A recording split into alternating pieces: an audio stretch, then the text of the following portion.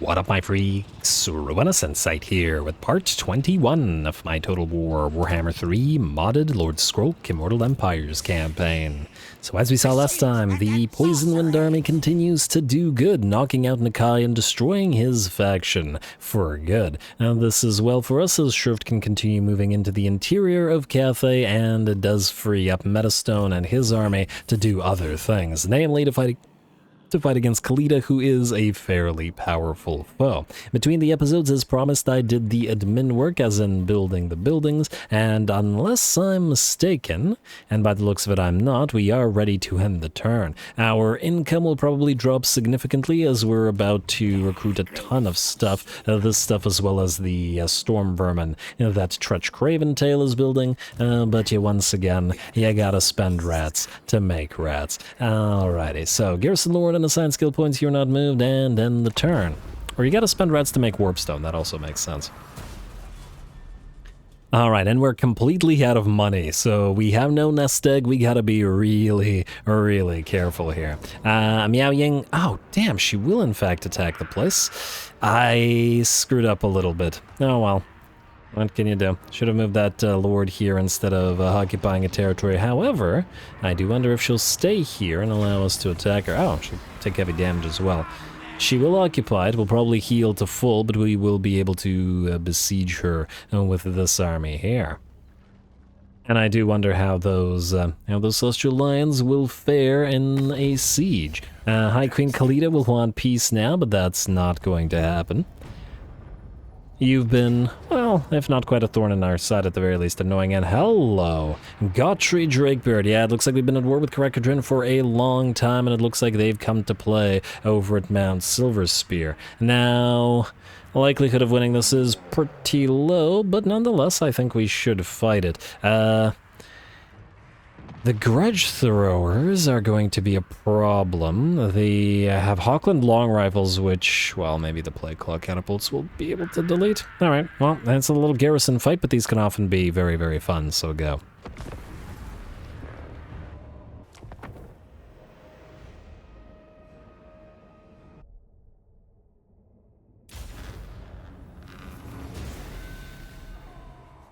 Murder, kill, launch attack! Alrighty, here we go. Not so sure about this one, especially with the pile of slayers that the enemy has brought.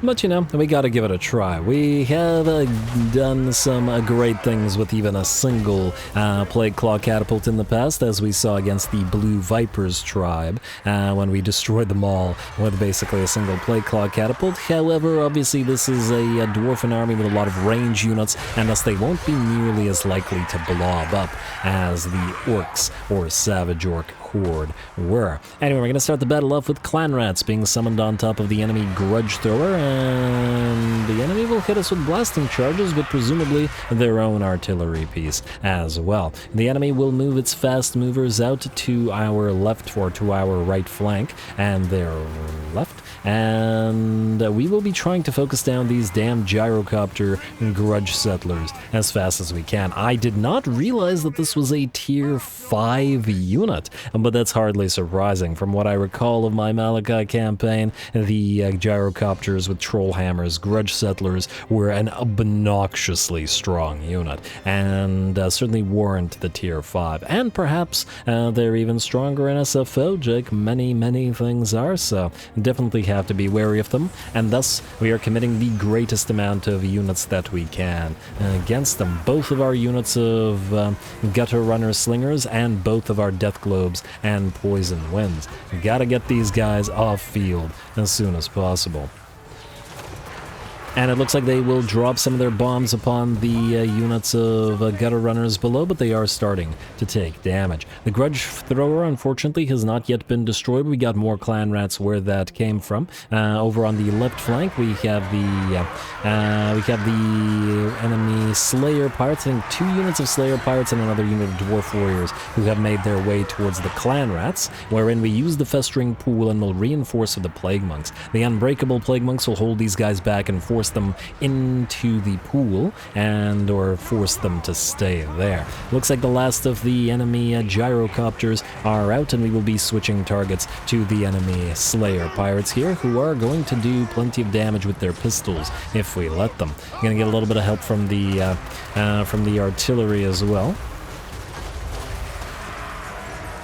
And with them being lightly armored, the Death Globes and the Gutter Runners and the Plague Claws should be able to do quite a number on them, in theory, though at the same time they are in loose formation, so perhaps not quite as much damage as we'd like with the splash damage, at least. We also have a little bit of a fight going on the right flank. We gave chase with our Warlord, a unit of Plague Monks, and our Clanrat Spears to these Reiksguard. We absolutely cannot have these guys rushing around and stopping our Gutter Runners or our units of Globadiers from firing, and so the Warlord has led a sortie of some of our melee units to chase these guys down, and we cannot stop chasing them, regardless of the fact that this pulls our Warlord further and further away from the main fight.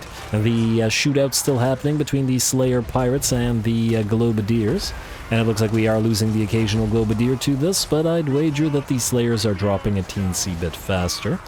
And that works for us in this particular situation. Unit of Quarrelers are running around. We also got to remember that we have a pile or a bunch of clan rats that keep spawning in the enemy's back line, preventing their Thunderers, Quarrelers, and their single unit of borrowed Hawkland long rifles from firing, while we deal with all their melee units. And deal with them we shall, as pretty much all these Slayer Pirates are done. Looks like the Death Globes are doing a number on the not loose formation Quarrelers as well, who will be booking it on out of there. Alright, and the balance shifts to about 75 maybe 70% in our favor. It's still a bit of a cluster fight in the back line here as our Summon Clan Rats continue holding the dwarves off. But once again, they provide a lot of value by not allowing the enemy units to fire, as obviously the sheer number of Quarrelers and just generally range units that were available to this enemy army would have been easily able to overwhelm us had they been able to destroy our Globadiers, which unfortunately for them, they were not. Looks like the Reiksguard have at last been forced off the field by the Plague Monks on the right flank, though we do gotta chase them off field to make sure that they don't come back before we turn to start fighting these Slayers. Alright, and by the looks of it, these Slayers will be the last thing on the field, or at the very least the last infantry on field. The enemy Lord, and there's a Dragon Slayer here as well, are all still fighting, including the Slayer Pirates. Kind of surprising that they have not yet shattered, but at the same time they're dwarfs, and they're dwarfs with AI cheats, and a bunch of them are unbreakable as well. But that's alright, these Slayer numbers have certainly dwindled over the course of the battle, and now, damn, these guys are able to take a surprising number of hits. Look at all those pokes from those clan rats. You'd think that the fragile Slayer parts would be dropping a little bit faster. Out here, speaking of Slayers dropping, we pop the Festering Pool on the regular Slayers while the Plague Monks hold them back. Twin blades or twin axes facing off against twin whatever weapons, because there's a sort of mishmash of weapons, maces, daggers, whatever, cleavers available to the Plague Monks. But it does look like with the Festering Pool, they were able to destroy those Slayers. With that, the enemy army will shatter, the enemy Lord will book it on out of there, and only the Dragon Slayer will remain on in the fight. He will slay at least a few more Plague Monks who have been whacking away at him for a while. But I do believe we now have sufficient units to be able to destroy him, even if he is unbreakable. We're probably lucky that the enemy had only one Dragon Slayer, and actually the Lord was not a Demon Slayer, as two unbreakable Lord and Heroes would probably have been very dangerous for us. And in fact, it might have been a good idea to move our own Lord away from the enemy Lord and Hero, where they could not they could not chase them. Because we were able to, A, knock out those Reiksguard, but B, we're not threatened by being destroyed, or our Lord was not threatened. Alright, and it looks like we're going to peel away our Plague Monks. The other units in the meantime have taken new positions. In fact, all of our range units have taken their positions, and they will destroy the last remnants of, oh my lord, that poor Slayer pirate just exploding, and this Demon Slayer, or Dragon Slayer rather, will try to charge our lines. Alas for him, I think that this will probably be too much. 1301 HP, he's got 40% physical and 15% missile resistance, so still plenty. But he's got a fair bit of ground to cover and at least a few more hits. Alright, come on somebody, don't let him reach the line. Fortunately, we do have skirmish mode available to us, though by the looks of it, we didn't need it, and the last dwarf will drop, and the battle will be ours. Lovely. Sometimes these sorts of garrison battles with small armies are some of the most fun ones in the campaign. We had a really fun one with the in the Imric campaign recently, so hardly surprising that we get a really nice fight here as well.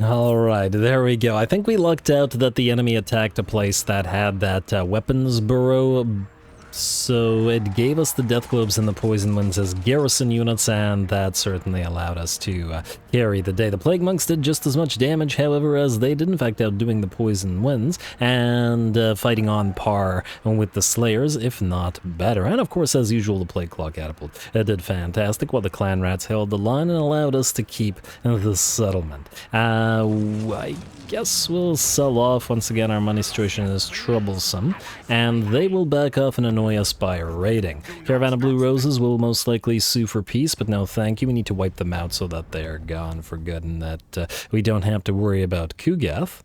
I suppose them sticking around is also preventing Kugath from over-expanding, which may potentially have some uses for us as well. Wait, what? The Vassal of Kairos condemns our gifts and treaties with Kairos? What the heck are you doing, Abyssa? Oh, what a weird little faction. Maybe they'll rebel against Kairos and then fight them. Dragonfang Mount, ally mission aborted, Drippin' Fangs destroyed. Damn. I guess I should have destroyed the Undercity there. Oh, actually, the Undercity is still there.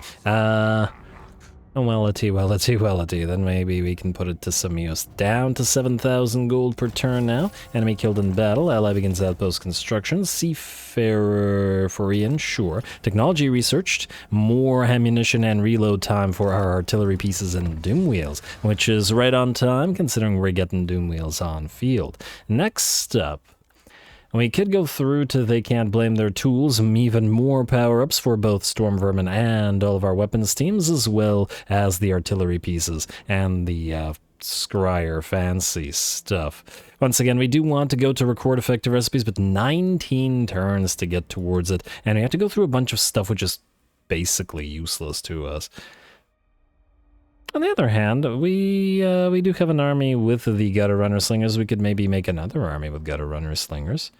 We don't really need the additional buffs for Plague Monks, but it's, I don't know, it's not the worst thing.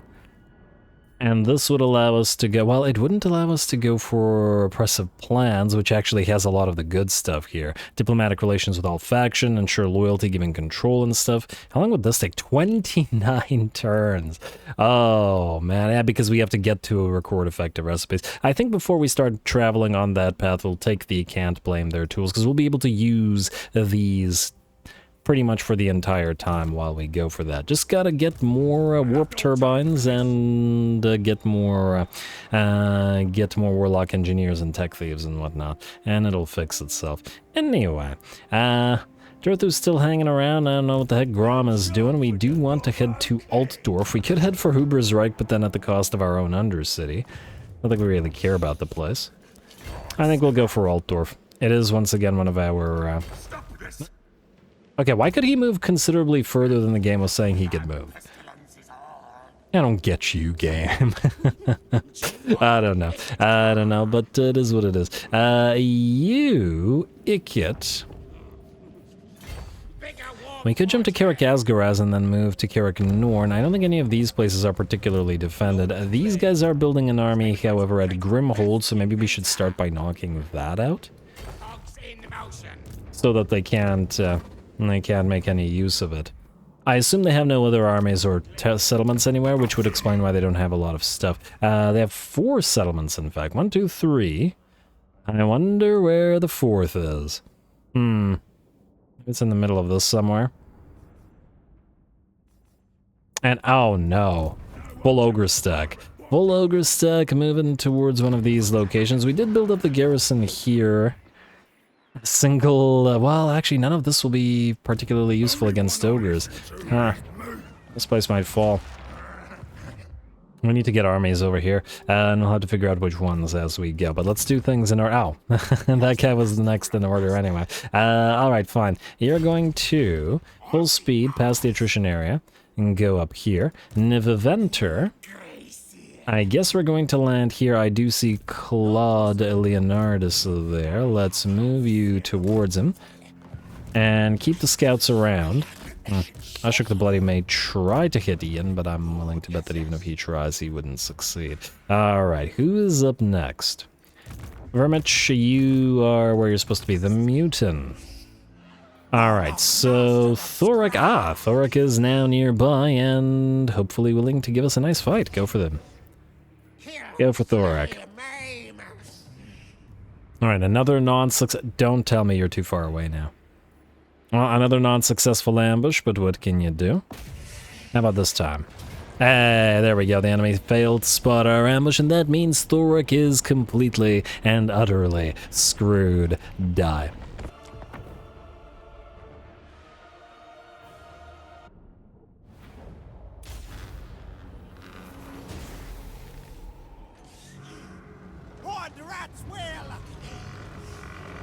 Alrighty, Horned Rats will indeed. The Horned Rat blesses us with the ability to ambush this enemy army at last, and this is going to be a quick fight. The Mutant's army is particularly nasty at this whole ambush thing. Not perhaps as nasty as Ikit Claw's army was in my older Ikit campaign. That one was also just ludicrous with all the buffs that Ikit was giving to these guys, but look at this combined arms beauty. The enemy army is already decimated. Troops are dropping quickly. We've been able to move the warp fire throwers and the poison wind globadiers just close enough, and on top of that, a very well placed brass orb from the mutant sort of trapped half the army together, where they got hit by a massive pile of projectiles.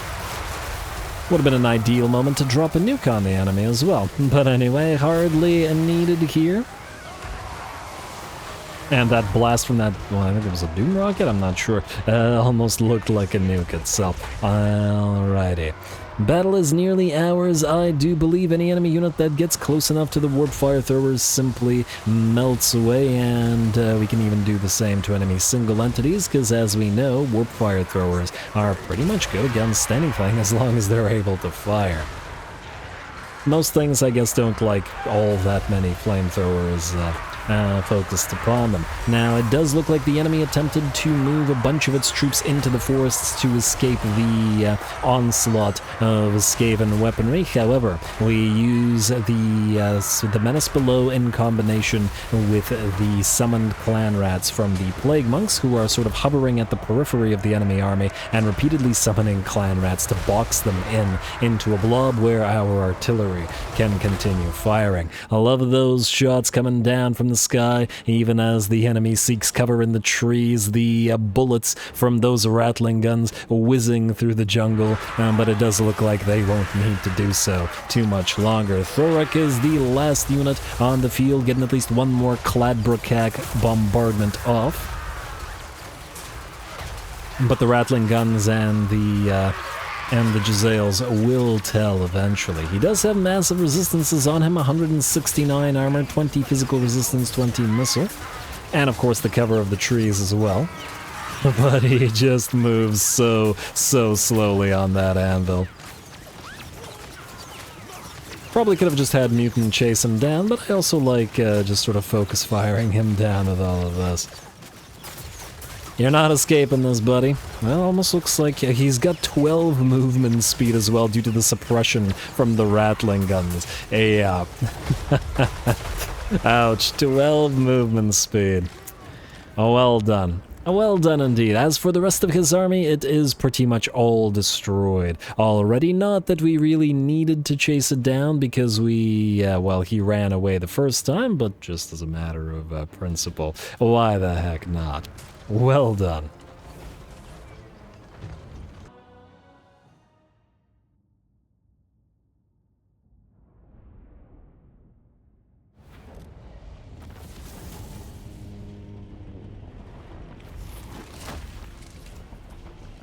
Alright, there we go. Let's face it, the result of that one was written in warp stone, as soon as the enemy was ambushed, they were done for. Sorry, Thorek, you did kill plenty of summoned clan rats, but you killed no actual units from our army. Sell off. And there goes his main stack. Now, I take it the mutant has... yeah, basically no more movement range remaining and channel for a turn. And there we go. Defeated Thorek is a very nice defeat trait, but the armor-piercing weapon damage is not useful for this army. Either way, you will move here just in case Inenza tries to go for the golden tower. And, damn, we're down to 2.1k, not so great, but oh well. It was always going to happen. Pustin, let's see if you can't... ooh, they managed to take a Lothern. Good job. At least they kept the Undercity, which is great. So to the wreck. I really would like Pustin to actually get into a fight, but it may... oh, wow. Odd Resolve doesn't seem to like the Rat Ogres over much. Yeah, well, we should heal in Friendly Waters anyway, I guess. Fell off. Anyway, as I was saying, it's going to be difficult to trade territories to the Cult of Pleasure if all the territories fall to Nakari before we get there, and a few of the Norskins as well. Alright, we gotta get a move on. I was gonna have you pick up this shipwreck. I suppose we could, in theory, maybe pick it up and then land. Oh, but we'd suffer attrition because of the Chaos Corruption, which ain't great. Alright, I guess we have to go this way. Ignore the island for now. And just speed towards Neutral Sea. And we still have Traer chasing us.